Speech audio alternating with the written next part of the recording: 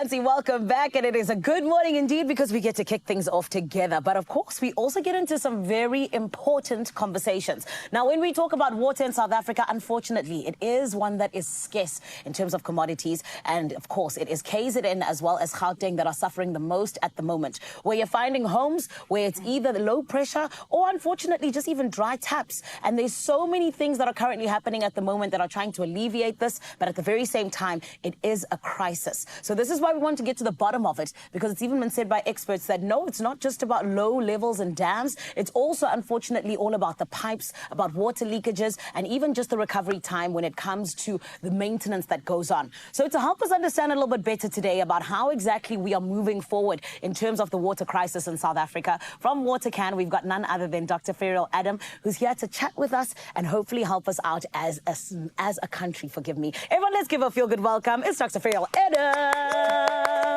How are you, Ferrial? I'm good, thank you. That's good. Thank you so much for joining us. My pleasure. And of course, this is a very important conversation, so I want us to jump right into it, because I feel like we're calling it a water crisis at the moment, right? But this is what people feel like it is. You know, what would we say is the root causes of this water crisis at the moment? So the crisis we're going through right now is an infrastructural crisis, which means it's a human-made or man-made crisis. Sure. And that's the challenge, is that we've had 10 years of neglect of our pipes, of our reservoirs, and so that's what's happening right now, and we're experiencing it. That's so unfortunate. So essentially, we're fighting ourselves. Yeah. And it could have been prevented. Exactly. And I feel like that's a lot of our problems in South Africa, right? But let's talk particularly about Cosmos City and Gauteng, where we're seeing so many long outages going on. You know, what are the biggest risks for ordinary households that face this day in, day out?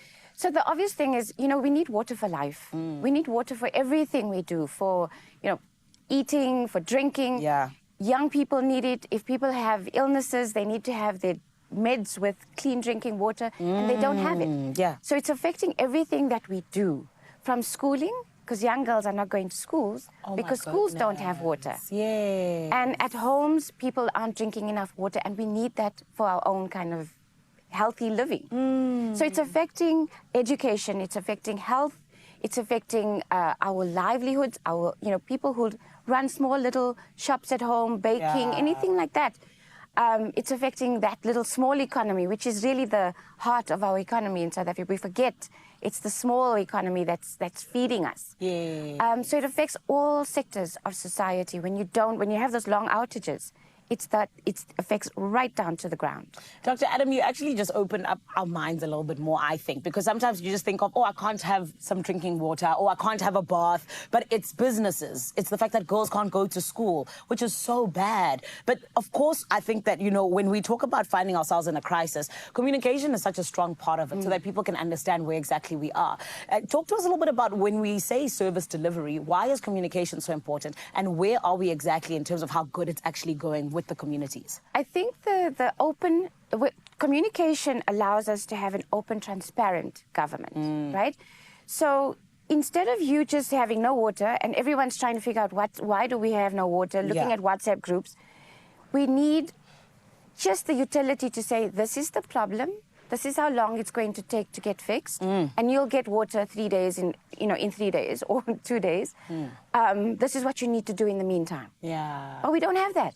So it creates this anger and frustration because people are asking. They ask their councillors. They're trying to get answers and they're not getting it. Yes. So that's where you get service delivery protests, because you don't have answers, and then people think the only way to be heard is out on the street. Yeah. And government's feeding that. Right? Yeah, 100%. And I feel like it's also so unfortunate that even just in terms of all of these different households, people are having to make a way for themselves. Because yes, you have the water tankers and everything else, but it doesn't even get to everyone, right? So then let's get into how a lot of households have decided to employ bottled water as their, let's say, solution, right? You know, what are the socio-economic and even, let me say, environmental consequences of something such as this, trying to do that moving forward? I'm so glad you mentioned the environmental aspect of it, because when you start using bottled water, it's in plastic, right? So the waste from the plastic, that is, if you look at the rivers, if you look at our rivers, let's take Henops River, for example, Yukske, the plastic pollution it's it's mountains. Yeah, You know, it's mountains. it is. So we need to try and see how do we reduce that. Yeah. And that's one of the challenges. The other challenge, you've raised a very important thing, is people reliant on the water tankers or JoJo tanks that, you know, you put the central JoJo tank, people go get it. But what about the elderly? Yeah. So we've worked with areas where we've interviewed women, elderly women, who say they're using their SASSA grant to pay young people to go fetch their water for them. Shame, man. So that is the kind of thing that people are struggling with. So environmentally, yes, it's a problem. Economically, it's a problem. But also, we also did tests of the JoJo tanks of the schools. Yeah. Because 25% of our schools don't have running water. That is So they have bad. JoJo tanks. But the water is not good all the time. You know, that's standing in a tank for days when they go on school holiday. That water is not fit for drinking. Yes. So there's those kind of challenges as well. Oh, my goodness. Okay, Dr. Adam, I'm going to give you just a little bit of homework because we're going to cross to Cape Town very quickly. When we come back, the top 3 things that households can do right now just to kind of help them out for those that are unfortunately finding themselves in that water crisis where they don't have any.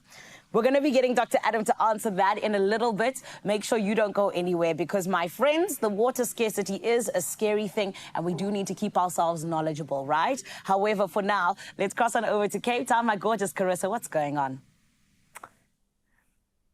It's my feel-good breakfast show.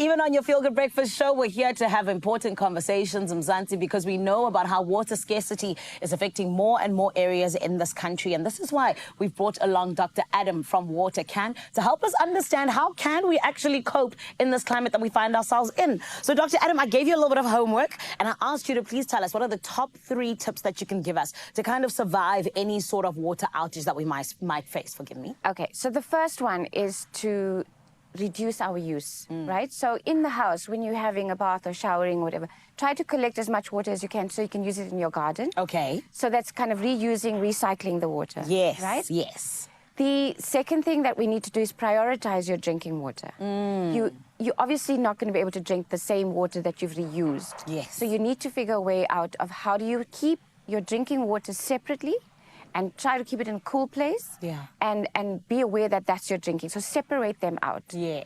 The third thing is we need people to report. So report the leaks, report the pollution, report the dumping. I know people think that nothing happens. No, but things do happen. Yes. So we do see the change. We do see that Joburg Water will come and fix a leak. Yeah. And we need to keep doing that. So those are the top 3 things. And the last thing, I know you said... No, you can add, girl. We need all the help we can is get. that it's very possible to test your drinking water in your home. How? We have a water testing kit. Okay. So if you email us, we can talk to you about getting a water testing kit. We have a video that can show you how to use it. And then you test your drinking water to make sure the water you're drinking is safe. I love that. Who can test our water for us? WaterCan. WaterCan. Amazing. I love that. But I want to jump into a little bit of something that also really, for me, even just going through some of this information, made me feel like it's so unfair. You know, you look at so many communities who go without water for days, and some of us, it's only just for a couple of hours and we're screaming and shouting. There's a huge inequality issue. Can you talk to us a little bit about how exactly we view that in terms of, you know, the urban areas where you'll find some people who go without water for many, many days or even weeks, and then others who have non-stop water? Right.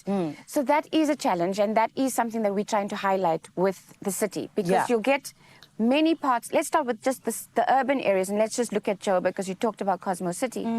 Is if you look at parts of Joburg, they have no water outages. Yeah. But there are other parts that are very hard hit. Yeah. They have throttling at night. So then what that means is that the municipality, well, Joburg Water closes the water, so you don't have water at night. Then it comes back in the morning. So there's different areas that they're doing that. And what we're saying is that there has to be an equal way of spreading the burden. So it's not just a few areas. Yes. But also, if we look at, there are some places in Joburg, you may think it's rural only that suffer the, you know, like not having water for years. There are areas in Joburg that have had intermittent supply. They have like 1 or 2 hours of water a day. Oh, my goodness. In the south, in Claremont, in Coronationville, that's what's going on. That's so bad. We've spoken to people in KZN, because you talked about KZN as well. There's parts of KZN where they have taps in their homes, but for years there's no water coming out of their tap.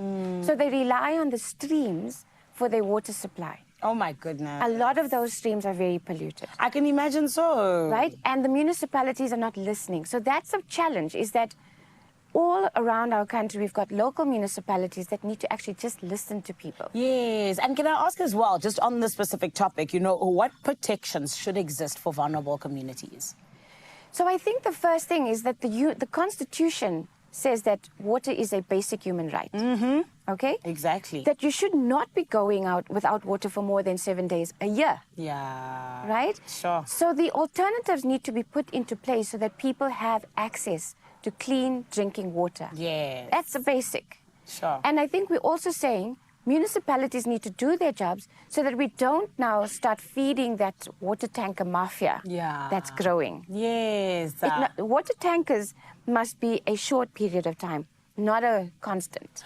It's just like now with the electricity, where we were never supposed to go without electricity for so long, where people have so much money from us getting all of these things like solar panels. Exactly. And the difference is with electricity, you've got solar, you've got gas, you've got paraffin. People can make some way to get some kind of power, right? Yes, with water, what's the alternative? What's the alternative? Oh, my goodness. But this is why then I want us to get a little bit of hope out of this, because it feels like doom and gloom, right? It does feel like doom and gloom. It does. But I think what is really exciting for me is the groups that are doing it for themselves. There are hundreds of communities across South Africa that we work with on a daily basis that are actually taking charge of their lives. Yeah. They're making a difference in service delivery. And that's what democracy is about, right? It's not just about voting.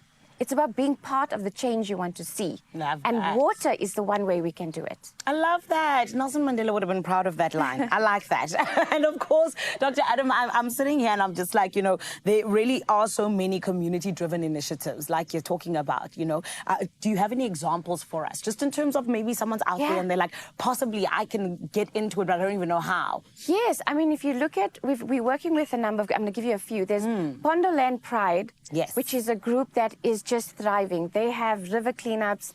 They organize awareness days on water. There's Beckersdal, the Be the Future Foundation, where they started out with testing the water with our testing kits. Yes. They then prepared a flyer, went door to door to tell people what to do, how to save water, how to boil their water. They've written to their municipality, but the municipality has not responded. Yes. In KZN as well, there's a group that they couldn't get the tanks to the community because the roads were rocky. I remember that story. So the community went and basically broke down, the Gogos went and broke down the rocks so that the cars can come through for the water. My goodness. So that's how people are doing things. And it's creating that hope that we don't have to wait for government to do things for us. Yes. We can actually start. I love that. Dr. Adam, thank you so much for coming through. And thank you so much for just your expertise, but also just how passionate you are about this crisis that we find ourselves in. We need leaders like you who are able to show us the way. Thank you so much. Thank you. Mzansi, it is unfortunately a water crisis that we find ourselves in, and it only seems to be getting worse. But you've heard about what some of the solutions are and how we can, in fact, help ourselves. And here's to hopefully things getting better in a way that really is just impactful for so many communities that have gone without water for a very long time. We'll continue having these conversations. However, for now, it is all about what's happening in Cape Teasy, Foshizi. Hi, my family.